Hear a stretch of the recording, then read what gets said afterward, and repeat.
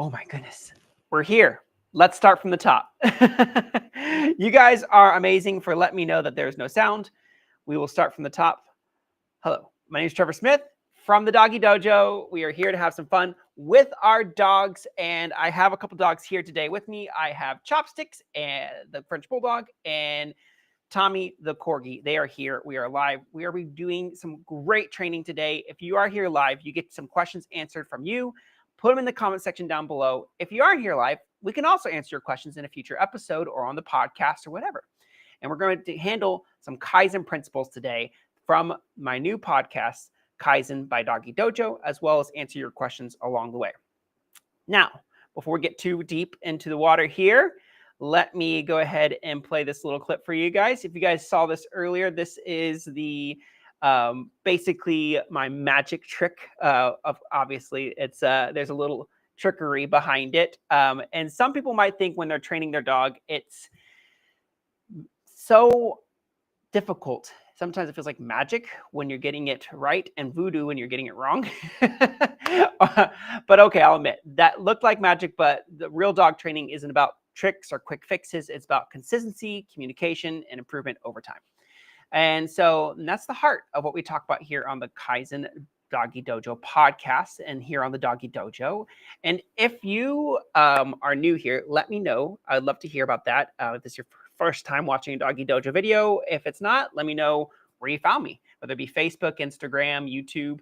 I'd love to hear where you're from and where you've been and what your dog. Put your dogs down in the comments down below. We'd love to know more about your dogs and what you're doing and what your training goals are.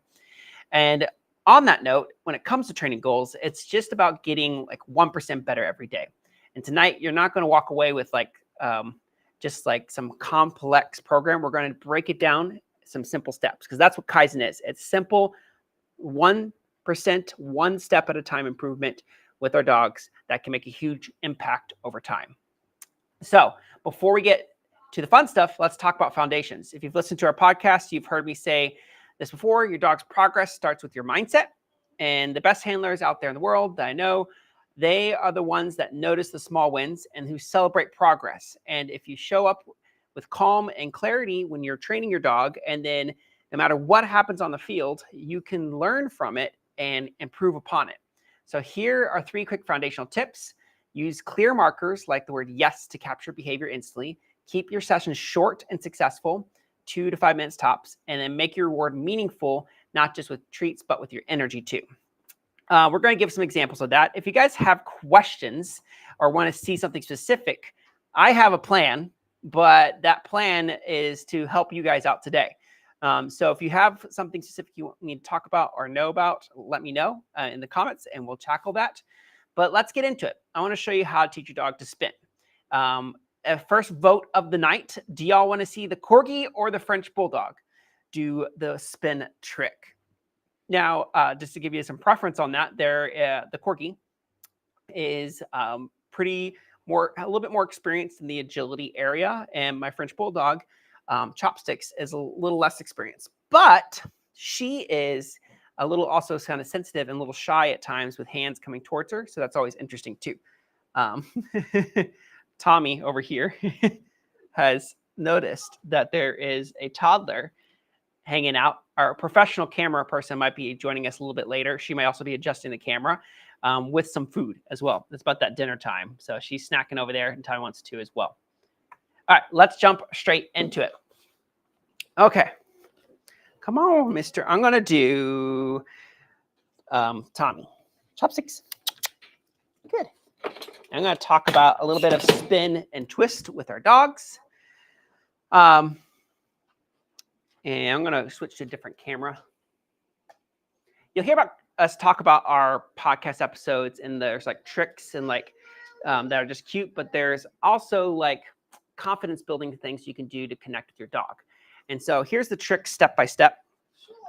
Spin and twist. If you haven't seen it already, you basically take your dog's treat from their nose and put it to the rear and have them spin around you. This is great foundations. We use this a lot in our training when it comes to canine fitness. It also is great warm up for your dogs for agility. But one of the things in agility, I think I see some agility folk in here, right here. Let's see. Tux the Blue Pomsky, nice to see you here. You are here to enjoy the ride. And oh, great, I picked the correct one, Kathleen. Rami, I'm so glad you're here today. She's a big corgi friend of mine.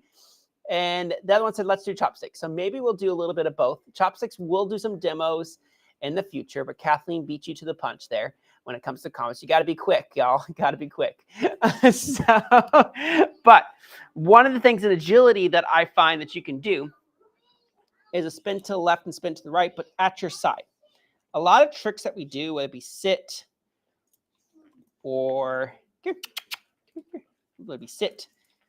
down, we do a lot of those things in front of us. And what happens and tends to happen in agility, what becomes a problem is the dog wants to gravitate and turn into us all the time. So when you're training your dog, if you are interested in doing dog agility or dog sports, see if you can get your dog to do the same things you ask him to do in front of you, but at your side.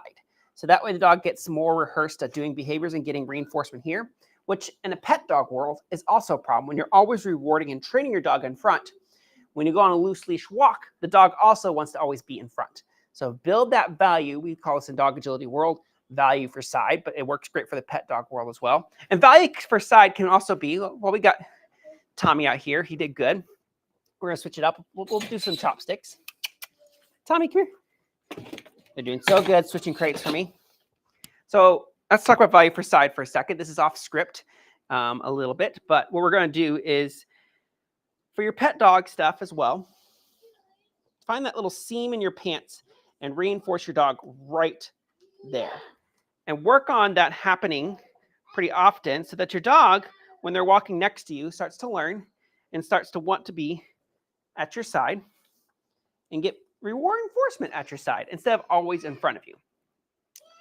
Now, some of you guys might also have a hard time with bending down or bending over with a small dog. So that's why I got some small dogs today too. So you can always do like a little search cookie to search and drop the cookie on the ground too. Search. The reason I always say the word search is I want to make sure the dog knows that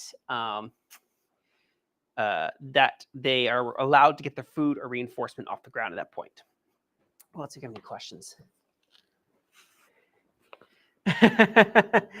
You have the Tux likes to be front and center for the treats. Oh, yes. And here's a little tip for you guys. If your dog's struggling, break it down into smaller steps. That's what Kaizen's all about. Think progress, not perfection. When you're working on more complex tricks, sometimes like play dead or bang or roll over, sometimes trying to get the dog to play all the way dead on the side or roll all the way over is too much. Just reward them for trying or for effort. And those little small steps. And we talked about that in a recent podcast episode. We're rewarding for effort and rewarding for them trying versus just always getting it right every single time. We all are right there. We all hate it when people are always like wanting the right, always be right. Don't ever do anything wrong or anything like that. We like to be rewarded for our progress and our little steps towards the goal. You know, when we're trying maybe doing some working out and we're trying to get in better shape, we like the people that tell us like, hey, have you been working out? Have you been getting in shape? You know, maybe you only lost like 5 pounds and you don't feel like very confident about the fact that you just only have lost 5 pounds. You've been working out for a month. And then this is nothing, not like I've done this or anything like that. Guilty. But when someone comes up to you and says, hey, you've been working out, and that could like that 5 pounds, you know, went from like this small little like opportunity or goal that you accomplished this gigantic mountain of achievement. Like, oh my gosh, someone notices that I'm putting effort into me working out. Same thing with your dog. Notice the effort, the dog will give you more. We all run into challenges, barking, jumping, pulling on leash. And here, and we don't talk about this enough, but most problems aren't fixed by like control and controlling the dog. We talk a lot about controlling the dog, and we use a lot of tools to try to control the dog, but it's more fixed by like connection. And if your dogs are barking, ask yourself, well, why are they barking? Are they barking because they need attention? And why are they pulling? Do they understand that value for side like we talked about a second ago? This is the stuff we dig deep in the podcast, but like that is the why behind the trainer. You want to understand and you want to make sure to make it easier when it becomes to guiding your dog with your heart and with your mind and with your body and all those little steps in between. This is the time, little reminder. Thanks for joining us here on the Doggie Dojo. I have put links in the description for the podcast and everything else.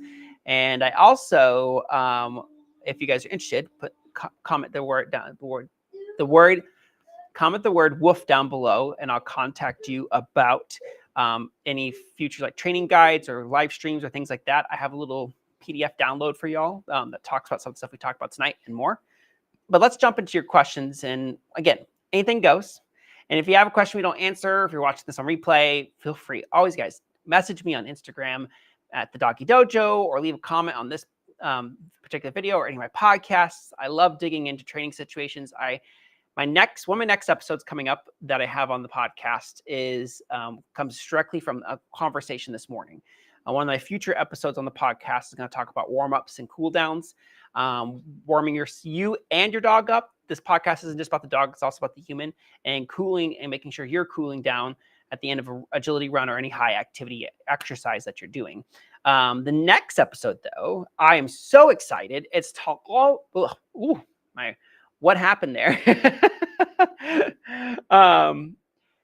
It's all about motivation. Like, what motivates your dog? What are those triggers? And it's based off a book I just read recently. It talks about the 3 triggers of novelty and unexpected intentions, and then reinforcement. So those novelty triggers are really good to get your dog interested in you. We're going to talk about all that in the future podcast. And I don't see any questions, but thank you again for spending this time with me tonight. And I hope you walked away with something, with confident when we're connected, or in small changes, one session at a time. So once again, you can subscribe to the podcast. It's available on Apple and Spotify and everywhere else, or anything else you need. But let's answer a common question with chopsticks here, and that is how to get my dog more confident. So I'm going to show you guys a little skill here. We're going to go off the script here. Since we don't have any questions from y'all, we're going to jump in here and we're going to answer some questions from you guys. We're going to do a little canine fitness. How's that sound? To give you all insight of what's happening in the future.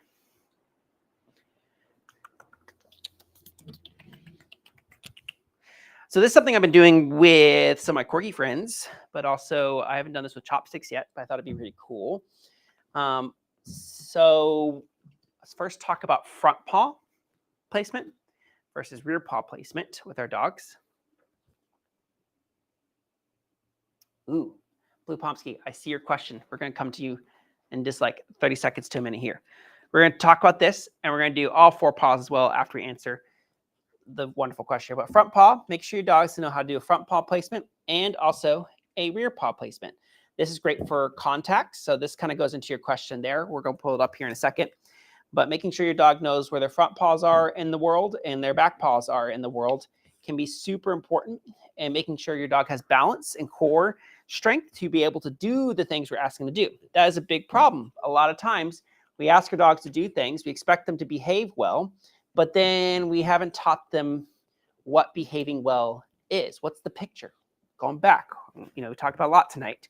Going back and to think about what is the mental picture you're trying to get your dog to do. And has that been drawn before? If I go back here to y'all. If I said, hey, draw a picture of my dog, London. Now, some of you know what London looks like.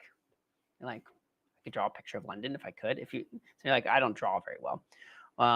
Or if I even asked you, like, hey, describe what my dog London looks like. You'd be like, what does your dog London look like? Now, if I showed you a picture of London and then I asked you to draw it or describe it, that would be like, light bulb, I could do that. But what happens so often is that we're doing the same thing with our dogs. We're saying, hey, stop pulling on leash. Hey, stop barking. Hey, stop jumping on my guests. We haven't shown them what to do instead. We haven't given them the picture or the behavior or the reward or the behavior we want them to do instead of those behaviors. We haven't taught them value for side instead of pulling on leash. We haven't taught them to jump up. I'm going to bring Tommy out here in a second. We haven't taught them to sit instead of jump up. We haven't taught them to go play with a toy and grab a toy if you want my attention instead of just barking at me. So those are the things I want you guys to think about. All right, let's jump into this question right here. What are your tips for someone wanting to get into agility? Is there any baseline commands that should be focused on first? Yes.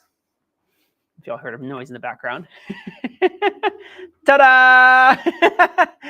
So yes, there is. And I think you, Blue Pomsky, I know you follow me on Instagram. So I have an agility prep series that I just did, and it's free that you can join. So I'm going to send that to you directly. But the thing I would do for, and I also have another series that it's called All-Star Foundations.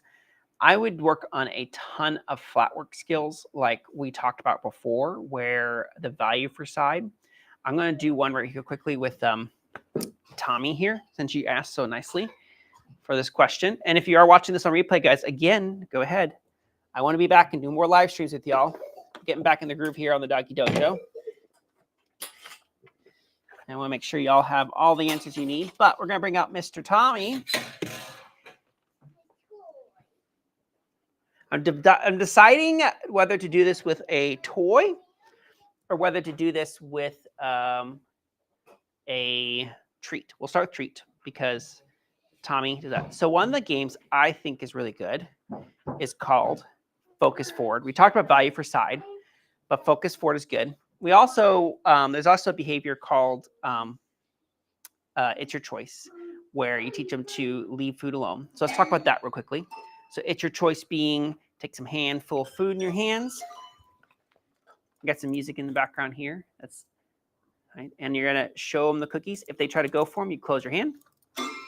This is a very important skill. Like y'all like, this is so easy. Isn't that leave it? How's that related to agility? When you're running 20 obstacles with your dog and you want them to do the obstacles in order, you need to make sure they listen and don't just do whatever's in front of them.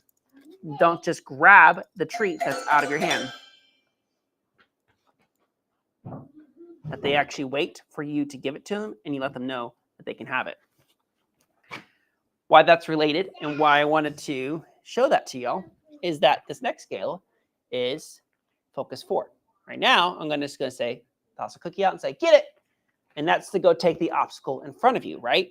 We do this all the time in agility. Line up on our side. There's a jump in front of them, and you tell them to go jump. In this case, a cookie on the ground, get it. And they go get the cookie. What I did with chopsticks as well, getting the proprioception was super good. Now, where the leave it skill comes into play, what I would like to do with Tommy with the cookie is wait. Right now, he's yanking and pulling at the collar. And I don't want to let go of the collar and just let him get it without permission. So eventually, I would like to get him to a point where I can slowly let go of the collar, and he waits for me to say, get it. Good job. I saw that little nice backing up skill. See how he backed up? And he listened and waited. So that's some of the stuff that I have in my agility prep course. And that agility prep course is a really cool thing. I decided just to keep adding to it as like I find all the resources, because I have done so many videos on YouTube and on Doggie Dojo. If you have noticed, my Instagram and my TikToks like that has been flooded with great content lately, because I had a friend that told me, my friend Chrissy and Amber, they're like, Trevor, you have so much content. You need to spice it up, make it shorter, because I have some really long pieces forms of content, so it's more digestible for people to understand. So I've been doing that. And I've also been taking it and putting it into like some free online courses and formats. So you guys don't have to go like digging through my YouTube channel to find the specific video you want. You have like a nice organized system of behaviors to work through. So I'm going to send that to you guys. Anybody else that's interested in that? You having fun back there? Yeah. Can we give a like a hands up, paws up, thumbs up, something in the comments for our awesome toddler over there who has done a fantastic job, working on a project over there all by herself. And also the dogs. Can we give some woofs in the comments down below as well? Woofs is for getting you guys the information. You can give me woofs anyway. But we give some paws up for the dogs as well for doing such a great job and leaving all the food that's over there for the toddler. Speaking about It's Your Choice, there is a table about this high with toddler food on it. And Tommy looked at it for a second and left it alone. So did Chopstick. So progress. We're working towards things. I know. She's doing great, isn't she, Kathleen? I enjoyed talking with y'all. I'm hoping to do some more trainings in here. And if you guys are watching this live, let me know what you'd like to see in the future for some training, some live trainings. I want to jump in here regularly because we're dissecting and we're putting together all this information from the Kaizen podcasts. And I want to give a chance to get some feedback in what you guys are learning. Tommy found Jack the Skeleton in the background. So he's ready to party. I would say let's do some toy training before we head out, because I'm trying to work on some toy training with Tommy. Thank you, buddy. That's Jack the Skeleton. I don't think my wife would love you to do that. Woo, party. I'm going to get one of his other fun toys. So one of the behaviors that I've been struggling with Tommy on, this is just a bonus for sticking around to the end. Always stick around the end of my videos. There's always some bonus secret tips. Is giving up his toy. He came to me from a previous owner, and whatever history with him, there's been a lot of history with him having very huge distrust and getting toys back from people. So let's see what happens when I throw this toy out. In the past, he'd grab this toy, run across the room, and not even bring it close to me. What he just did there is progress heading towards me. I could have done an easier toy. This is his absolute favorite toy. So I'm making it extra hard. Yes, good boy. Good. Good. Search. So I'm saying search or get it, letting him have a cookie. Now, when toys are high arousal for Tommy, they are really difficult for him to give up. And there's no amount of food that you can give him to give up the toy, because he's so excited about playing with the toy and not getting food that he won't even take a cookie off the ground. I'm seeing that right there. I tossed a cookie on the ground. He's like, forget it. No, thanks. And so what we're going to do is we're going to reinforce him for being around me and me being around him with the toy. I'm just going to be near him. As you can see, there's so much distrust. It's such a cool video. You guys experience like so much distrust with humans and toys. Good boy. Thank you. Hey, thank you. Thank you. Ready? Get it. Good. I want to let him know that if I get a hold of his toy, I'm not keeping it forever. Dogs in general, this is going a little more pet topic-y, won't give toys up because there's so much history of your dog getting punished for grabbing shoes, socks, toddler toys. Trust me, I know that giving something up to you is punishment. You need to let your dog know that giving stuff up to you is reinforcement. I've done that as a flip-flop with my dog Mochi. Good boy. And we get everything. A little, sometimes too many things. But like things like really cool, like after my toddler finishes her milk bottle, he brings me the milk bottle in the kitchen so I can go wash it. After we finish feeding the dogs, he goes in the kennels instead of me having to crawl in and grab the bowl out of the back of the kennel. He goes and grabs it for me and brings it to me. So like those things are really nice. Uh-oh. Got a little danger section here. Oh, he's good. He went to the camera equipment over there. Okay. So what we're going to work towards is him learning that me getting your toy is okay. There's cookie for that. See, he doesn't even really want the cookie. Get it. Good job. I like how you brought it back towards me. Thank you. Boy, super. See, we're giving it up. This is actually progress. Here you go. Boy, and not just running away with it. He has all these little straps on here. He could totally grab it and completely run away with it if he wanted to, but he's choosing to engage me with it and let me get it. Walk up to him. Good boy. Good job. Good boy. Thank you. See, that instinct in him is to like say, you can't have it. Good boy. Good job. Get it. And him actually taking cookies is actually a bonus as well. Cool. You guys have been amazing. I've had so much fun. Oh, Megan, you're brand new to this. We were just chilling and answering questions and playing some party time with our dogs. One big thing I love to do with dogs at the end of a training session, this is kind of a short training session, is play. Teach your dog to play and have some fun. Now, that doesn't always mean toys. It can mean other things as well. It can mean just like petting and loving on your dog.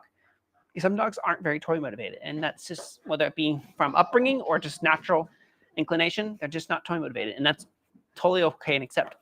I personally love to have all the different types of reinforcements in the world. We talk about all the time on Doggie Dojo. Food is great, but you also would love to have toys, touch, praise. Ken Ramirez talks about all these different types of reinforcers you can do with dogs or animals as well. Anything from like snapping your fingers, clapping your hands. We see this in agility all the time when agility dogs are kind of slowly moving through the course, and people start applauding for the dog. They speed up because they're excited and having fun. There's a lot of things out there that can reinforce your dog. So don't get stuck in a rut with just one type of reinforcement. Great. Any questions, Megan? Now, the blue Pomsky, I'm saying blue Pomsky because that's what's showing me here. Let me know your name as well as we communicate in the future. I'm going to send you some resources because you asked. And we'll be having some more fun. Thanks for joining here on the Doggie Dojo. As always, have some fun with your dogs. And